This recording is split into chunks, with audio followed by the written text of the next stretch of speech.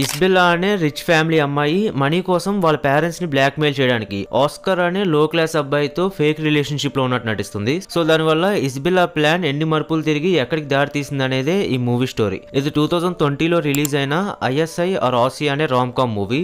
Opening scene లోనే ఒక పెద్ద క్యాస్టిల్ చూపిస్తారు. అందులోనే మన రిచ్ హీరోయిన్ వాళ్ళ ఫ్యామిలీ చాలా మంది పని వాళ్ళతో ఆ క్యాస్టిల్ లో నివసిస్తూ ఉంటారు. ఇస్బెల్లా చిన్నప్పుడు వాళ్ళ ఇంట్లో ఒక ఫ్యామిలీ పార్టీ జరుగుతుంది. అప్పుడు ఇస్బెల్లా ఏజ్ ఒక 10 years ఉంటాయి అండ్ తన నిక్ నేమ్ వచ్చేసి ఐఎస్ఐ. ఆ పార్టీలో ఐఎస్ఐ వాళ్ళ అమ్మ ఐఎస్ఐని తను నేర్పించిన పోయం చెప్పమని పిలుస్తుంది. ఐఎస్ఐ పోయం చెప్పడానికి వస్తుంది కానీ పోయం చెప్పకుండా గ్యాస్ వదులుతుంది. దాంతో వాళ్ళ మదర్ అందరి ముందు ఎంబారెస్డ్ గా ఫీల్ అవుతుంది. కట్ చేస్తే హీరోయిన్ ఫ్యామిలీకి కంప్లీట్ ఆపోజిట్ గా ఆ పక్కనే ఉన్న ఒక చిన్న టౌన్ లో ఒక మిడిల్ క్లాస్ ఫ్యామిలీ ఉంటుంది. ఆ ఫ్యామిలీలోనే మన హీరో ఆస్కర్ ఉంటాడు. ఆస్కర్ వాళ్ళ అమ్మ ఫుడ్ ప్రిపేర్ చేస్తూ ఉన్న సమయంలో వాళ్ళ అమ్మని ఆరెంజ్ కి పెప్పర్ కి ఎన్ని లెటర్స్ తేడా ఉంటాయని అడుగుతాడు. కానీ వాళ్ళ అమ్మ పట్టించుకోకుండా తన పని చేసుకుంటుంది. ఆస్కర్ రెండిట్లో సేమ్ నెంబర్ ఆఫ్ లెటర్స్ ఉంటాయని అంటే దానికి వాళ్ళ అమ్మ తెలివైన వాళ్ళంటే ఎవరికి ఇష్టం ఉండదని చెప్తుంది. తర్వాత వాళ్ళ మదర్ అండ్ గ్రాండ్ ఫాదర్ తో లంచ్ చేస్తూ ఉన్నప్పుడు అప్పుడు కూడా ఆస్కర్ అన్ని క్వశ్చన్స్ అడుగుతూ ఉంటాడు. ఆస్కర్ వాళ్ళ గ్రాండ్ ఫాదర్ కి అతని భార్య అంటే ఇష్టం ఉండదు. మీ నాన్నమ్మ రిచ్ అయి నన్ను వదిలేసి వెళ్ళిపోయిందని ఎప్పుడు ఆస్కర్ కి చెప్తూ ఉంటాడు. కట్ చేస్తే ఆస్కర్ వాళ్ళ గ్రాండ్ ఫాదర్ ఒక జ్యువెలరీని దోచుకోవడానికి వెళ్తాడు.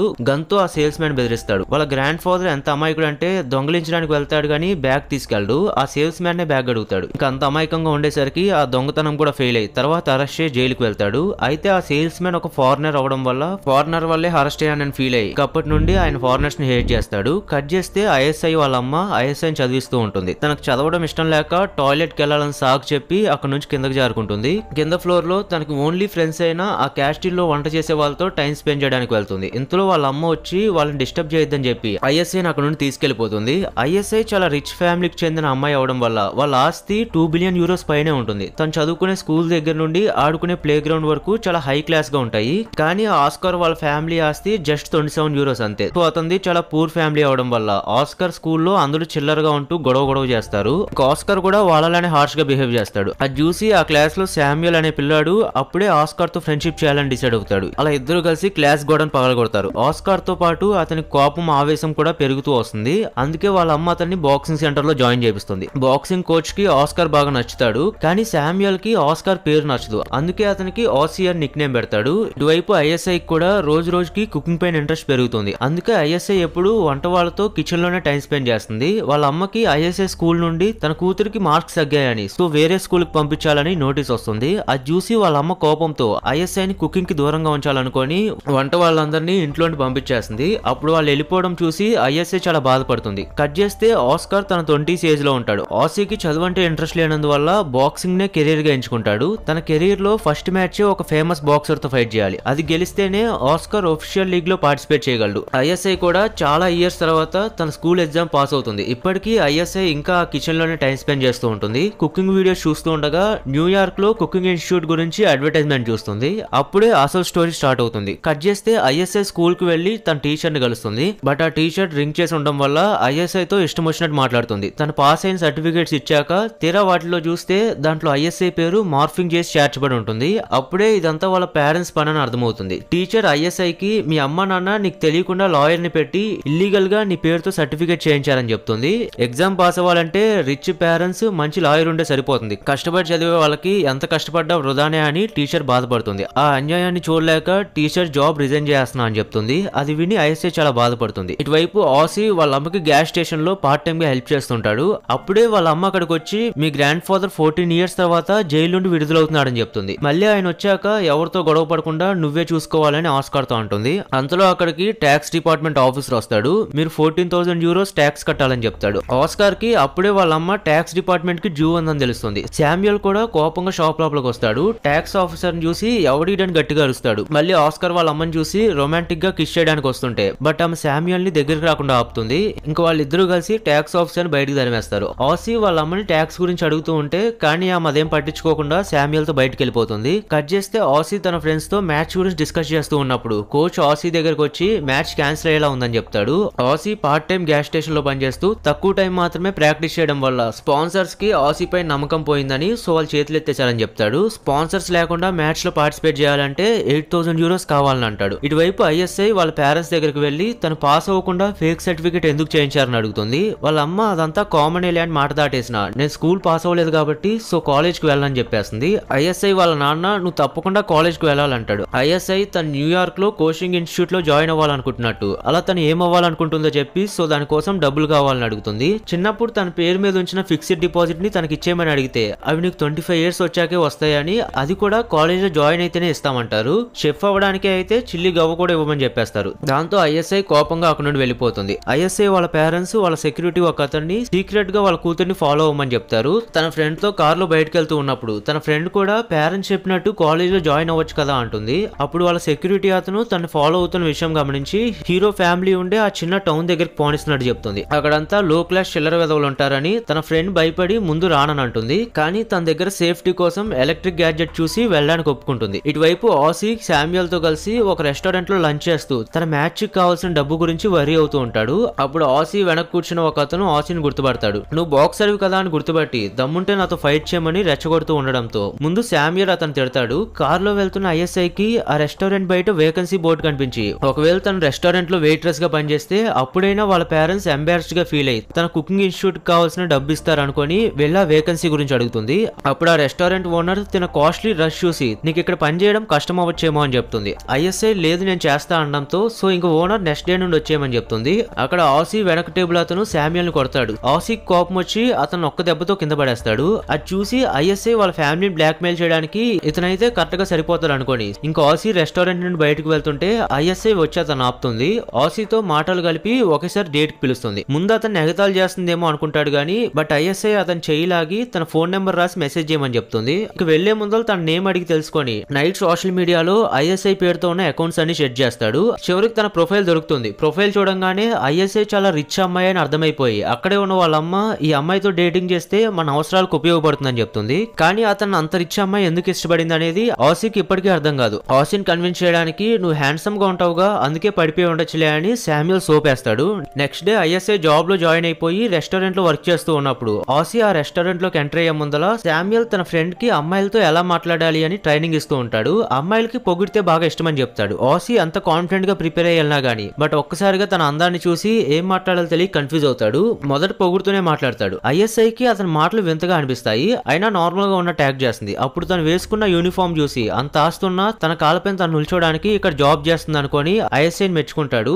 అప్పుడే వాళ్ళ అమ్మ వాళ్ళ గ్రాండ్ ఫాదర్ ని జైలు నుండి పికప్ చేసుకోమని మెసేజ్ చేస్తుంది. ఐఎస్ఐ కూడా ఇతను ఏం చేస్తుంటావు అని అడిగితే ఆసీ అతను ఒక బాక్సర్ అని చెప్పి లాస్ట్ మ్యాచ్ లో అపోనెంట్ పళ్ళు రాలగొట్టిన విషయం చెప్తాడు. అది విని ఐఎస్ఐ భయపడుతుంది. అంతలో అక్కడికి తన పేరెంట్స్ వస్తారు. వాళ్ళని చూసి ఐఎస్ఐ కావాలనే ఆసీ పైన చేతులు వేస్తూ క్లోజ్ గా మూవ్ అవుతుంది. అయినా గానీ వాళ్ళు ఇతన్ని పట్టించుకోకుండా తమ కూతురుతో మాట్లాడుతూ ఉండడం చూసి దాంతో ఇంకా అతను చిన్న చూపు చూస్తున్నారని అర్థమై కోపం వస్తుంది. ఆ కోపంతో వాళ్ళ పైన అరిచి అక్కడ నుండి చిరాగ్గా వెళ్ళిపోతాడు. ఐఎస్ఐ వాళ్ళ పేరెంట్స్ ని మళ్ళీ డబ్బులు అడుగుతుంది. వాళ్ళకి తమ కూతురు బ్లాక్ మెయిల్ చేస్తుందని అర్థమై డబ్బులు ఇవ్వమని చెప్తారు. సర్ప్రైజింగ్ గా ఇంక తను కూడా బయటకు వచ్చేసి ఆసీ కార్ లో కూర్చొని ప్లీజ్ నన్ను కూడా నీతో తీసుకెళ్లమని అడుగుతుంది.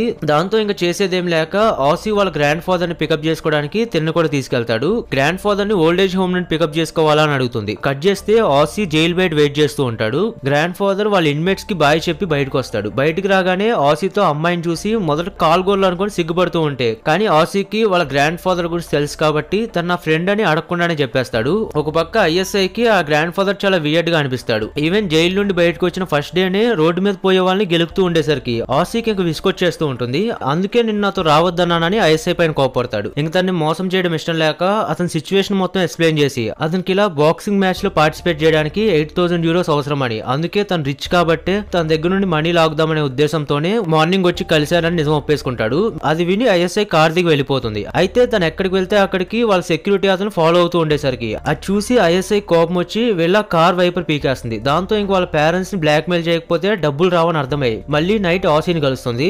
ఓకే నువ్వు నా బాయ్ ఫ్రెండ్ లాగా నటిస్తే నీ బాక్సింగ్ కావాల్సిన 8,000 euros నేను ఇస్తానని చెప్తుంది. కానీ ఆసీ డీల్ ఒప్పుకోవాలంటే 25,000 euros కావాలని అడుగుతాడు. వాళ్ళ అమ్మ ట్యాక్స్ డిపార్ట్మెంట్ కట్టాల్సిన డబ్బులు అతనికి బ్యాంక్ లో ఉన్న లోన్ అమౌంట్ మొత్తం కలిపి చెప్తాడు. ఐఎస్ఐ కూడా డీల్ కి ఓకే చెప్తుంది. నెక్స్ట్ రోజు వాళ్ళ ఫ్యామిలీ పార్టీలో ఉన్నప్పుడు తన ఆసీని కూడా అక్కడికి ఇన్వైట్ చేస్తుంది. అక్కడ శామ్యుయల్ ఆసీ ఇద్దరు కావాలని ఒక ముసలాయంతో గొడవ పెట్టుకుంటారు. అప్పుడు ఐఎస్ఐ ఫాదర్ తన బాడీ గార్డ్స్ ని పిలవంగానే మళ్ళీ అక్కడ నుండి పారిపోతారు. ప్లాన్ వర్కౌట్ అయ్యేలా ఉందని ఐఎస్ఐ హ్యాపీ ఫీల్ అవుతుంది. ఆ రోజు నైట్ వాళ్ళ అమ్మ తన హస్బెండ్ తో ఐఎస్ఐ చేయి దాటిపోతుందని చెప్తూ బాధపడుతుంది. అప్పుడు తన హస్బెండ్ ఆమెను ఓదారుస్తూ పిల్లలకి ఈ వయసులో ఇవన్నీ కామనేలే అంటాడు. ఆసీ తన కోచ్ కాల్ చేసి డబ్బులు సెట్ అయ్యాయని చెప్పడంతో కోచ్ హ్యాపీగా ఫీల్ అవుతాడు. అండ్ అలాగే మీ గ్రాండ్ ఫాదర్ ని పబ్ లో చూశానని చెప్తాడు. మళ్ళీ ఆయన తాగి ఏ గొడవ పెట్టుకుంటాడో అని భయపడి ఆసీ వెంటనే పబ్కు పరిగెడతాడు. బట్ అక్కడ వాళ్ళ గ్రాండ్ ఫాదర్ ర్యాప్ సాంగ్ చేయబోతున్నాడని తెలిసి ఇంటికి తీసుకెళ్లబోతూ ఉంటే కానీ ఆయన వినకుండా వీళ్ళందరూ పార్టిసిపేట్ చేస్తాడు.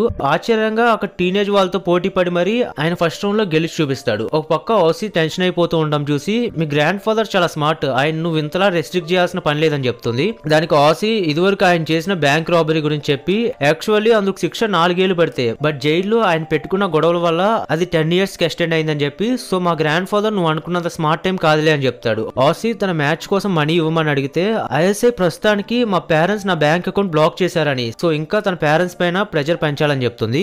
ఆసీని ఇంటికి తీసుకుని వెళ్తుంది. అప్పుడు వాళ్ళ ఇంట్లో కార్స్ చూసి ఆసీ షాక్ అవుతాడు. ఐఎస్ఐ అతనికి ఆర్ట్ వర్క్ చూపించి వాటి రేట్స్ చెప్తుంది. ఒకవేళ తన పేరెంట్స్ డబ్బులు ఇవ్వకపోయినా ఆ ఆర్ట్ వర్క్ సమ్మైనా నీకు డబ్బులు ఇచ్చేస్తానని చెప్తుంది. ఐఎస్ఐ వాళ్ళ పేరెంట్స్ ముందు రొమాన్స్ చేసి వాళ్ళని రెచ్చగొట్టాలని ప్లాన్ చేస్తుంది. ప్రాక్టీస్ కోసం ఇద్దరు కిస్ చేసుకుంటారు. ఐఎస్ఐకి అతను కిస్ చేసే స్టైల్ నచ్చక ఎలా కిస్ చేయాలో నేర్పించి అలా ఇద్దరు మర్చిపోయి ఇంటెన్స్ గా కిస్ చేసుకుంటారు. రిహార్సల్ అయ్యాక సోఫా పైన పడుకొని రెడీగా ఉంటారు. ఐఎస్ఐ ఫాదర్ రావడం గమనించి మళ్ళీ కిస్ చేయడం స్టార్ట్ చేస్తారు. అది చూసి ఐఎస్ఐ ఫాదర్ ఎంబారస్ గా ఫీల్ అయ్యి వాళ్ళ నాపి తన కూతురు పైన కోపడతాడు. అప్పుడు తను వాళ్ళ మదర్ ని కూడా ఇష్టం వచ్చినట్టు తిడుతూ ఉండేసరికి దాంతో ఇంకా ఆయన కోపం వచ్చి తన కూతురు పైన చేయలేపుతాడు. ఇంకా ఐఎస్ఐ కోపంతో నేను ఇంక నుండి ఆసీతోనే ఉండబోతున్నానని చెప్పి ఇల్లు వదిలిపెట్టి వెళ్ళిపోతుంది. అది విని ఆసీ షాక్ అవుతాడు. ఎందుకంటే ఇది అసలు వాళ్ళ ప్లాన్ లోనే లేదు. ఇంకా తను కూడా ఆస్కార్ తో పాటు వాళ్ళ ఇంటికి వెళ్తుంది. ఆస్కార్ వాళ్ళ అమ్మకి డబ్బును వాళ్ళంటే ఇష్టం లేకపోవడం వల్ల మొదట తను సరిగా పట్టించుకోదు. ఆసీ ఆమె తన బెడ్రూమ్ కి తీసుకెళ్లాక అక్కడ బెడ్రూమ్ కార్నర్ లో ఉన్న మట్టి చూసి తను చాలా కంపరంగా ఫీల్ అవుతుంది. ఇంకా నైట్ ఐఎస్ఐ తను చెఫ్ అవ్వాలనుకుంటున్నట్టు కానీ తన పేరెంట్స్ దానికి అడ్డుపడుతున్నారని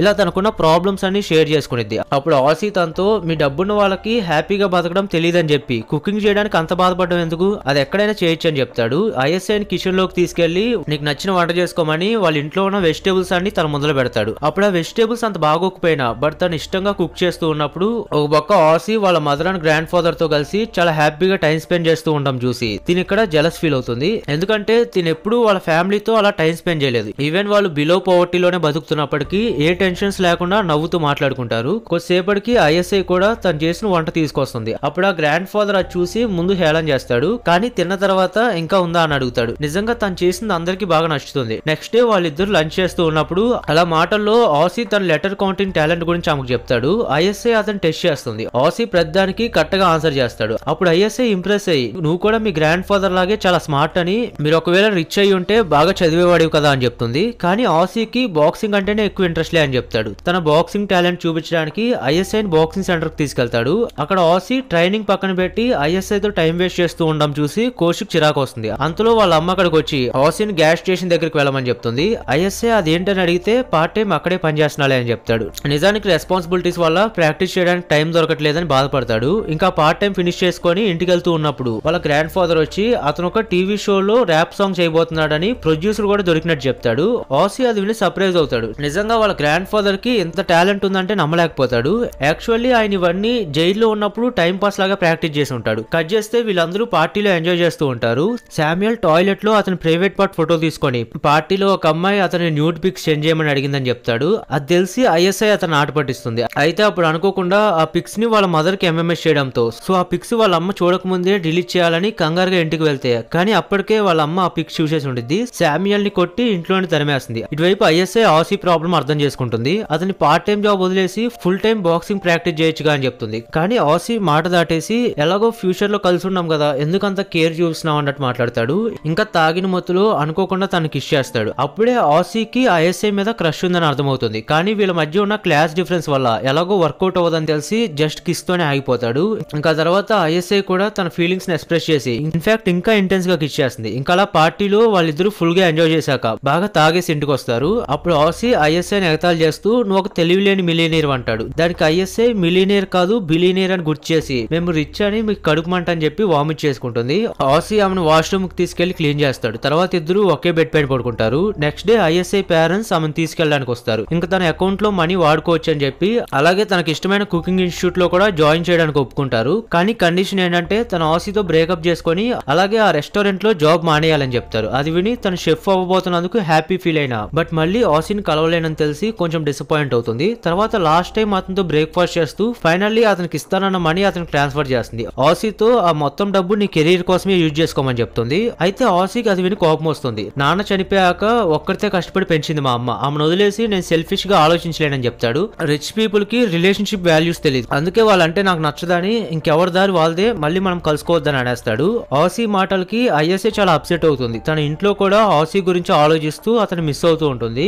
ఆసీ కూడా ఐఎస్ఏని మిస్ అవుతూ బాక్సింగ్ మీద సరిగ్గా కాన్సన్ట్రేట్ చేయలేకపోతాడు. అతను పడుకునేటప్పుడు బెడ్షీట్ కి ఐఎస్ఏ బాడీ స్మెల్ వస్తుంది. కోపంతో ఆ బెడ్షీట్ ని తీసేస్తాడు. ఇటువైపు ఐఎస్ఐ కి ఆసీ ఇంట్లో తనకేది నచ్చకపోయినా ఎందుకు ఆసీని మిస్ అవుతుందో తనకు అర్థం కాదు. తన ఫ్రెండ్ ఐఎస్ఐ కి సర్ది చెప్తూ అది లవ్ అనే ఫీలింగ్ తొందరగానే పోతుందిలే అని చెప్తుంది. ఐఎస్ఐ కూడా పొద్దున కల్లా ఆసీని మర్చిపోవాలనుకుంటుంది. ఆసీ గ్రాండ్ ఫాదర్ కి పెద్ద మ్యూజిక్ కంపెనీ నుండి ఆఫర్ వస్తుంది. వాళ్ళు ఆయన చేత 30,000 euros కి ప్రాజెక్ట్ సైన్ చేయించుకున్నారని చెప్తాడు. ఇంకా ఆసీ ఆ డబ్బు తీసుకెళ్లి ఐఎస్ఐ కి ఇచ్చేస్తాడు. నాకు నీ డబ్బులు అక్కర్లేదని వాళ్ళ గ్రాండ్ ఫాదరే అతనికి స్పాన్సర్ చేస్తున్న సంగతి చెప్తాడు. ఇలా డబ్బులు వెనక్కి ఇచ్చేసి నన్ను బ్యాడ్ గా పోర్ట్రే చేయాలనుకుంటున్నావా, ఇదేనా నువ్వు నా ఫీలింగ్స్ కి ఇచ్చే రెస్పెక్ట్ అని ఐఎస్ఐ క్లాస్ పీకడంతో ఓహో రిచ్ పీపుల్ కి ఫీలింగ్స్ కూడా ఉంటాయా అని ఆసీ వెటకారం చేస్తాడు. వెళ్ళిపోయాక బెడ్షీట్స్ కంపు కొట్టాయని వాటిని తీసి పారేసా అని అంటాడు. దానికి తిని కూడా నీ బెడ్రూమ్ కార్నర్స్ లో చండాలంగా ఉంటుంది, అసలు మీ అమ్మ అది క్లీన్ చేయకుండా ఏం చేస్తుందని అంటుంది. ఆసీ కోపంతో నువ్వు ఎప్పటికీ సంతోషంగా ఉండలేవు అంటాడు. ఐఎస్ఐ దానికి రిప్లైగా నువ్వు ఆడబోతున్న ఆ బాక్సింగ్ మ్యాచ్ ఓడిపోయి లైఫ్ లాంగ్ గ్యాస్ స్టేషన్ లోనే పని చేసుకుంటావు అని అంటుంది. అలా వాళ్ళిద్దరూ తిట్టుకొని ఈసారి ఇంకా కోపంగా మళ్ళీ విడిపోతారు. అయితే ఆసీ మాత్రం కావాలని ఇలా తనని రెచ్చగొట్టి కనీసం ఈ రకంగా అయినా తను మర్చిపోవడానికి ట్రై చేస్తాడు. అయితే తన ఇంట్లోకి రాగానే వాళ్ళ అమ్మ నాన్న ఇప్పుడు దాకా వీళ్ళు మాట్లాడుకునేదంతా వింటున్నారని అర్థమైంది. దాంతో వాళ్ళ పేరెంట్స్ పైన చిరాకు పడి ఇంకనైనా నాకు నచ్చింది నేను చేయనివ్వండి అని చెప్పి తిట్టేసి వెళ్ళిపోతుంది.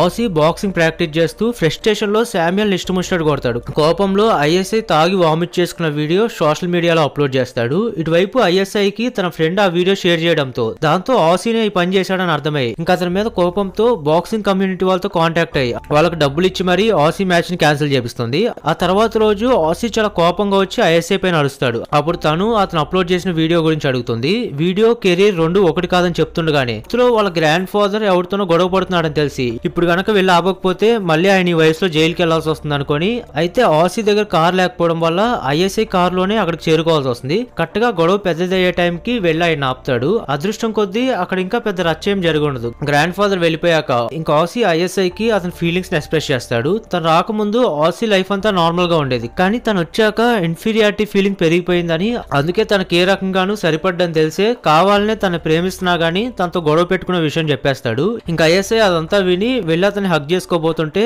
బట్ ఆసీ తను నాపుతాడు. మళ్ళీ నేను నీకు ఏ రకంగానూ సరిపోను అంటాడు. ఆ తర్వాత ఐఎస్ఐ తన రిచ్ ఫ్రెండ్స్ తో పార్టీలో ఉన్నప్పుడు అక్కడ అందరూ వాళ్ళ పేరెంట్స్ చేసిన అచీవ్మెంట్స్ గురించి చెప్పుకుంటారే గానీ ఒక్కరికి కూడా సొంతంగా ఏదైనా సాధిద్దామనే మైండ్ సెట్ ఉండదు. ఇంక వాళ్ళందరితో పోల్చుకుంటే ఆసీ తనకు చాలా డిఫరెంట్ గా అనిపిస్తాడు. అలా తను ఫీల్ అయ్యేది తన ఫ్రెండ్ కి చెప్తూ ఉండగా ఇటువైపు ఆసీ మదర్ తన కొడుక్కి గ్యాస్ స్టేషన్ లో వర్క్ చూసుకోమని చెప్తుంది. కానీ ఆసీ మాత్రం ఇంకా అతను పార్ట్ టైం జాబ్ చేయడని చెప్పేసి సీరియస్ గా ఇంకా అతని బాక్సింగ్ కెరీర్ మీద కాన్సన్ట్రేట్ చేయాలనుకుంటాడు. కొన్ని రోజుల తర్వాత ఆసీ ఫైనల్ గా బాక్సింగ్ మ్యాచ్ కి అటెండ్ అవుతాడు. అప్పుడు అవతల అపోనెంట్ చాలా స్ట్రాంగ్ గా ఉండడంతో స్టార్టింగ్ రౌండ్స్ అన్ని వరుసగా లూజ్ అవుతూ వస్తాడు. అంతలో అక్కడికి ఐఎస్ఐ కూడా వస్తుంది. తను కూడా ఆసీని ప్రేమిస్తున్న విషయం చెప్పి లైఫ్ అంటే ఓన్లీ మనీనే కాదు, మనకేం కావాలో షూట్ చేసుకోవడమే అసలైన లైఫ్ అని చెప్పి నేను నీతో ఉన్నప్పుడు అంత హ్యాపీగా ఎప్పుడూ లేను, సో అందుకే తను న్యూయార్క్ కి కూడా వెళ్ళబోవట్లేదని చెప్పి బదులుగా ఇక్కడ తను వర్క్ చేసిన రెస్టారెంట్ నే కొనేసి సొంతంగా కుకింగ్ బిజినెస్ స్టార్ట్ చేయబోతున్నాడని చెప్తుంది. ఎప్పుడు నువ్వు నాకు డిజర్వ్డ్ కాదంటావు కదా, సో ఈ మ్యాచ్ లో గెలిచి నువ్వేంటో ప్రూవ్ చేసుకోమని చెప్పడంతో తన మాటలకి బాగా మోటివేట్ అయ్యి ఇంకా ఫైనల్లీ ఆ అపోనెంట్ ని ఒక్క రౌండ్ లోనే ఫినిష్ చేస్తాడు.